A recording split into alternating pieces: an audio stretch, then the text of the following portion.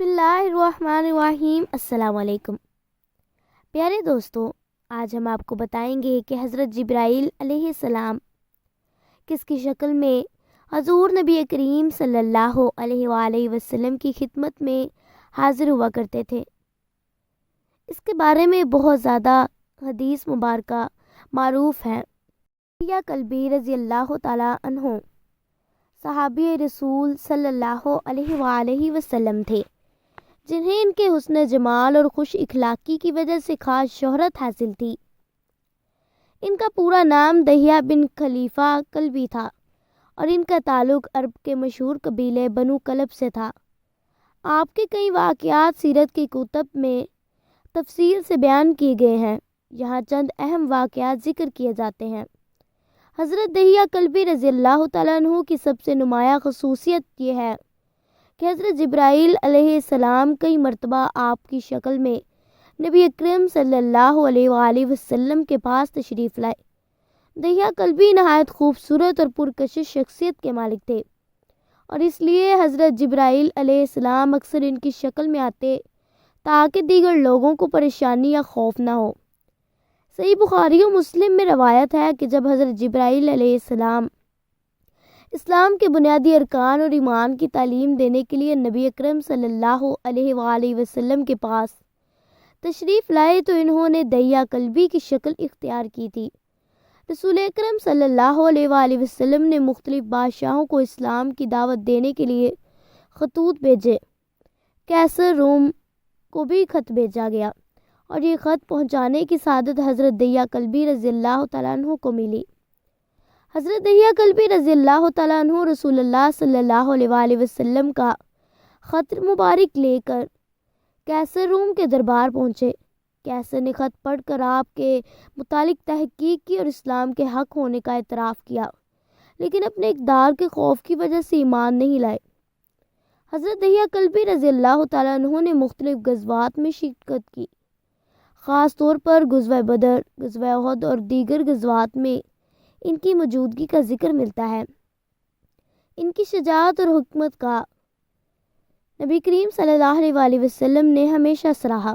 حضرت دحیہ کلبی نہایت نرم دل اور سخی تھے۔ وہ ہمیشہ لوگوں کی مدد کے لیے تیار رہتے اور اسلامی تعلیمات کو عملی طور پر اپنی زندگی میں نافذ کرتے۔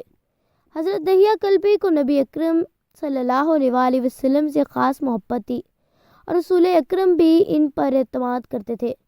آپ کو سفارتی معلومات اور خط و کتابت کے فرائض سونپے جاتے تھے، جو ان کے علم و فہم اور امانت داری کی علامت ہے۔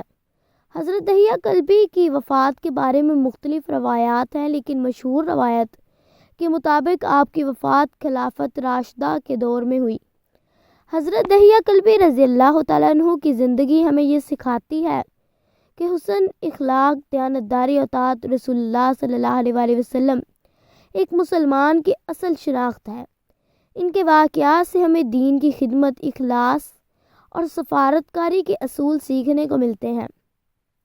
حدیث جبریل دین اسلام کی تعلیمات کا ایک جامع خلاصہ پیش کرتی ہے، اور اس کا شمار رسول اکرم صلی اللہ علیہ وآلہ وسلم کی سب سے اہم احادیث میں ہوتا ہے۔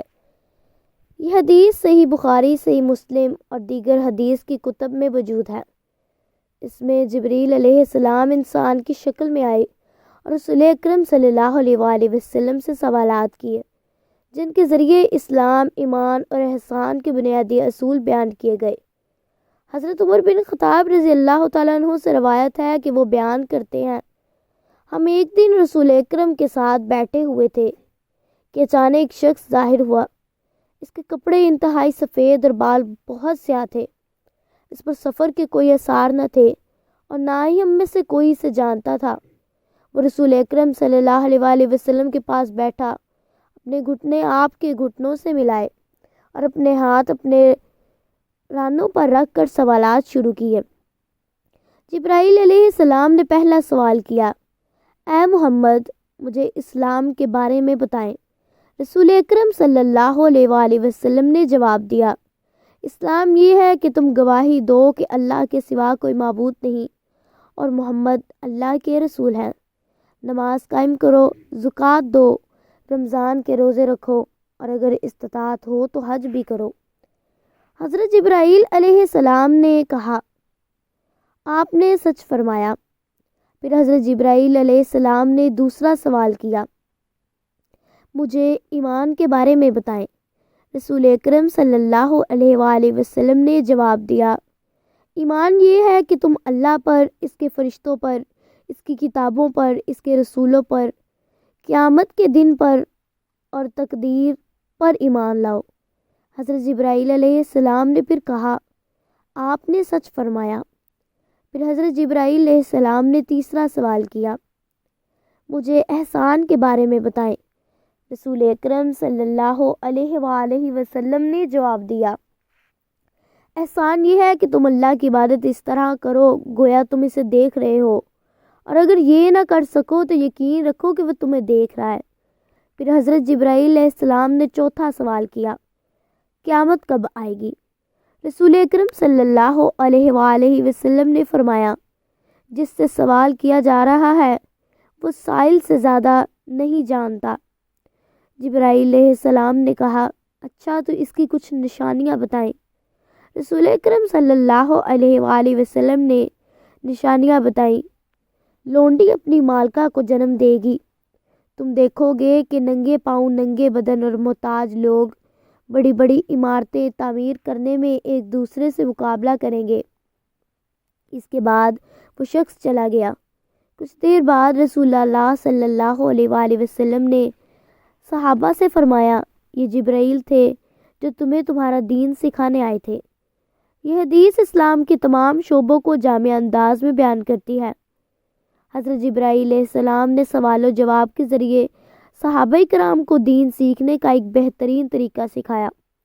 یہ حدیث ہمیں قیامت کے قریب آنے کی علامات کے بارے میں بھی آگاہ کرتی ہے۔ اللہ تبارک و تعالیٰ کے ساتھ ایسا تعلق قائم کرنے کا درس بھی دیتی ہے جو مکمل شعور اور خلوص پر مبنی ہو۔